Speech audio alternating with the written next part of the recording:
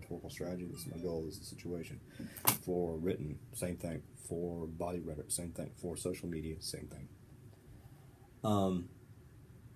So, and I have some examples here about what you could do. Now, three of these, well, this is still sort of set up, but three of the assignments are meant to specifically help you with this. And you're going to implement two of these things. And so the stuff for the written discourse and the oral discourse are basically already assigned to you, because you know the situation for the written is going to be a letter to the editor, and you know the situation for the speech is going to be a sort of a YouTube situation. So that's that, and you have, again, 4 weeks to pick a topic, research it, do all the other things that I'm asking you to do, create a plan, and then implement the speech and the letter. And you can also use Twitter as part of this, but it doesn't necessarily have to be just Twitter for the plan for your social media. And you don't just have to use, I'm not asking you to use Twitter only for your advocacy, whatever it is you're advocating. That doesn't make any sense. Okay, but does that make any sense whatsoever? Okay. So, tweeting. Everybody loves to tweet on Twitter. There's lots of different things that you can do. If you are on Twitter, hopefully you will allow me to follow you. You can follow me. Again, it's free. If you never tweeted before, all the cool kids are doing it. And it's a way for you to follow news and get information, but also to get your ideas across, or to retweet certain things going on in the world. So there's lots of different things that you can do with your Twitter, but I'm asking you to do is tweet for every class day, again, except for today. Anything really about the class or your advocacy project, or anything having to do with, public advocacy campaigns, whatever. But remember, with Twitter, you only have 140 characters, and I also want you to use a hashtag for our class, which is hashtag CCAdvocacy17. So, if you do these, you get full credit. It's really only when you don't do them that you don't get full credit. And once I start seeing what you're doing, I'll be able to, to help you out. Now, if you don't want other people to see it, if you think it's going to impact your livelihood or whatever, we can do these things privately. You can private message me or something like that. But there's ways around that if you don't want to be public about whatever it is that you're doing. Threaded discussion, again, I will have prompts up. I want you to respond adequately and thoroughly, and then respond to 2 other people, or one other person per prompt. So 1 prompt, you respond to me, you respond to 1 other person. Next prompt, you respond to me, you respond to 1 other person. So we have 4 responses per week. 2 responses to me, 2 responses to somebody else. And it doesn't necessarily have to be the same person, whatever, I don't care. And this, again, is a way for us to chat about certain things. For instance, I think I've said this already, but the very first prompt is, what are some things that you care about? Because I'm wanting you to this very first day, to start thinking about what your topic might be, and then go do some research. Everyday activist journal, blog. You can do this any way you want to, but you can email me the stuff, but you can keep an e-journal or something like that, which is just sort of typing on a Word document. The only reason why it needs to be an e-journal or a blog is so I can get it. If I was doing face-to-face stuff, I'd probably tell you to go to Office Depot and get one of these things. I keep a log. A blog, do you know what a blog is? A blog is a log on the web. Weblog. But then, because people can't say weblog, it's too long. It's just blog. I know that tonight, for instance, I have to watch baseball. Go Hogs. So, So basically, you're just reflecting on yourself. And all this comes from mainly the first section, Personal Lifestyle by Larry Albert Butts. Butts. I feel do y'all remember Beavis and Butthead? Larry Albert Butts. He said Butts. Okay, so in any case, everyday activism, and your personal lifestyle and all this type of stuff. Yeah.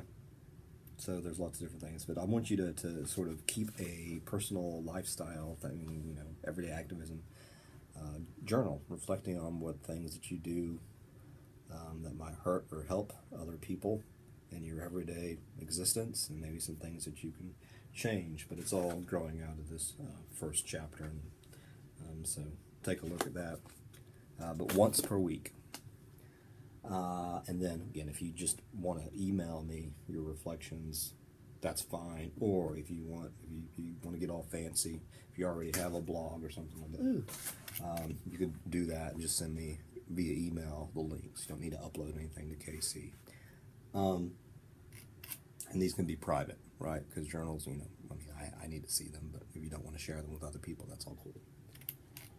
So we got that, and then we've got the advocacy plan that I pretty much I've already talked to you about, and to give you examples. There's another typo. So I have like a plan for social media. More people should adopt dogs from rescue shelters.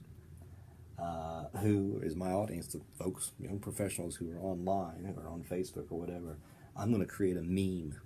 It's going to be a picture of a dog, and on top it's going to say, "Who let the dogs out?" And underneath it says, "You." And try to make it go viral, and with follow-up links about where folks can adopt. Doing it on Facebook. So that's sort of what I'm wanting for each medium. And then what I want you to do after each of these is have a reflection on why you think what you're doing is going to be effective, and drawing from the book and course content and all that jazz. YouTube speech. I'm asking you to use the motivated sequence. I've been doing some research on YouTube speeches, and they are sort of their own little genre.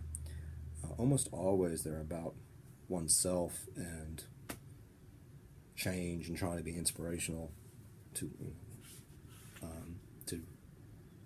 inspire, trying to be inspirational to inspire other people. That's perfect sense. But I want this to be very brief, 2 to 3 minutes. Go through the motivated sequence, generally speaking, where you want to, whoever's out there watching, you want to grab their attention in some way. You want to reveal what the problem you think is. You want to show how we can solve the problem or make the change, and then visualize and inspire. Visualize what life would be like once we have made this change, to inspire folks, and then call folks to action at the end. This is what we can do together. And again, you will need to get a YouTube account. It's easy, it's free, and it's fun. YouTube can do it. Letter to the editor. Generally the same content. It's just the context is different. So I'm asking you to pick a periodical and actually write a letter in light of the constraints of that particular periodical regarding your topic. And by the way, this is YouTube speech is about your topic, whatever it is, and then the letter is about your topic. So it's all pretty much generally the same content, but the context is different. So several things will be different. But you can use some of the things you say here in your letter. And then I just have some more information in here. I still want you to use Monroe's motivated sequence. And sometimes if you have very specific factual stuff, you need documentation. But I will let you figure out how you want to do that. I'm not specifying MLA or APA or anything like that. And then some writing stuff. Okay. So, hopefully that makes sense. I I'll let you read, and I'll talk more about it. But again, to summarize the stuff you need to do, the tweets, the forums, the blog or the journal, the big plan, and then the implementation of two things: the YouTube speech, letter to the editor. I will let you read all the various other policies. Same stuff as I usually have in my syllabi. Some of them are a little bit different, like the netiquette stuff, but I'll let you read some stuff. Yeah, hopefully you know how to use KC. Yeah, I'll just let you read all this type of stuff. One thing, make sure you're civil to one another, because when you're advocating for some sort of social cause, I mean, oftentimes we'll tweet something or we'll post something on the thread that other people disagree with. That's life. But just be very respectful of what other people have to say or type or tweet or whatever.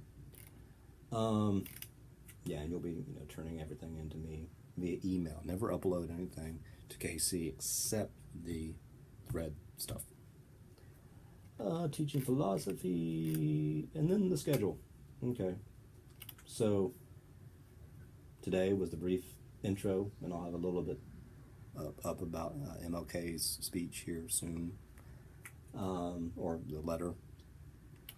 Tomorrow I'll be going over the foreword, the preface, and chapter 10. Then we're going to move to personal lifestyles and the communication and rhetoric, rhetorical package, blah blah blah. So ideally, once you get the book, however you want to do this, you read, blah blah blah blah blah, take notes. Yeah. This is how you do it. You go, and then you watch my stuff, follow along with PowerPoint, because through repetition you learn stuff, and also, yeah, I didn't quite understand that. Now I understand it because of Dr. Munsel's brilliant description.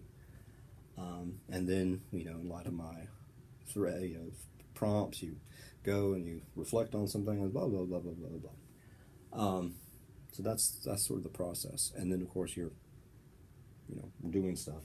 So I have, for instance, by the end of the week, this week, you should have responded to 2 KC form prompts and responded to another person's responses 2 times.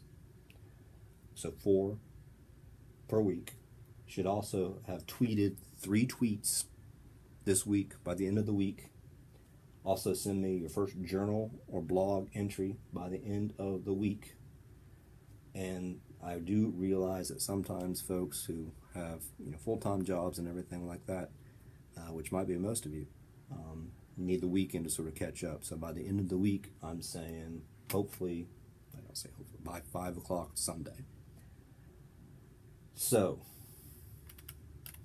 got it? Then next week, blah, blah, blah. You will notice that basically the same due dates, same stuff due per week for the weekly things that I'm asking you to do.